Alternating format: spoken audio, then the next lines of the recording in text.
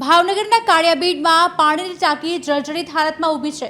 ટાંકીનો ઉપરનો ભાગ તૂટી પડ્યો હોવા છતાં તેને હટાવવાની કાર્યવાહી હજુ સુધી કરવામાં આવી નથી, જેના કારણે ત્યાંથી પસાર થતા લોકો અને વાહન ચાલકોમાં રોષ ફેલાયો છે। સ્થાનિકોએ આક્ષેપ કર્યો છે કે તંત્ર જાણે કોઈ દુર્ઘટનાની રાહ જોઈ રહ્યું હોય તેવું લાગી રહ્યું છે।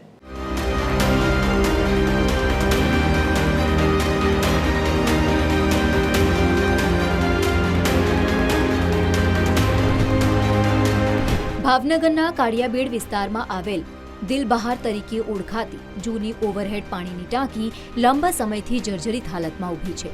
ટાંકીનો ઉપરનો ભાગ તૂટી પડ્યો હોવા છતાં તેને હટાવવાની કામગીરી હજુ સુધી હાથ નથી ધરાઈ, જેના કારણે ત્યાંથી પસાર થતા લોકો અને વાહન ચાલકોમાં ભયનો માહોલ છવાયો છે।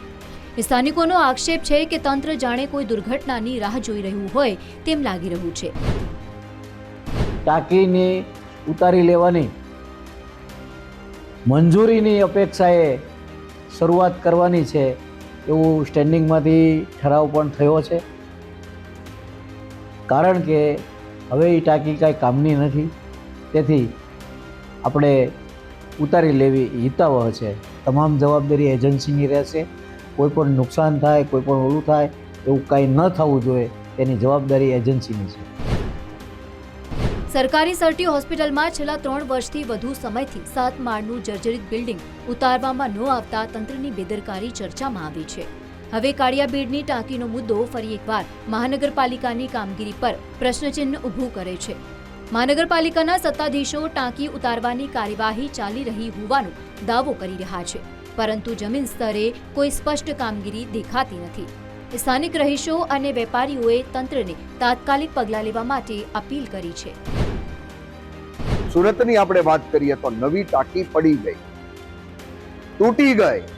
વલસાડમાં પણ ટાંકીનું કામ હતું અને ટાંકી પડી, એનો મતલબ નબળી ગુણવત્તાવાળા આ લોકો કામ કરી રહ્યા છે, ત્યારે આ તો વર્ષો પહેલાની ટાંકી છે। ગમે ત્યારે પડશે। હમણાં વાત કરી રહ્યા છે કે આપણે ઉતારવી છે, પાડી દેવી, પણ કેમ પાડશું, કઈ રીતે પાડશું, એનું કોઈ આયોજન નથી, ફક્ત બહુ મોટી વાતો કરે છે। લોકોનો સવાલ સીધો છે કે શું તંત્ર કોઈ જાનહાનિ પછી જ જાગશે? હવે જોવાનું એ રહ્યું છે કે મહાનગરપાલિકા સમયસર કાર્યવાહી કરે છે કે નહીં। TV13 ગુજરાતી માટે અલ્પેશ ડાભીનો રિપોર્ટ, ભાવનગર।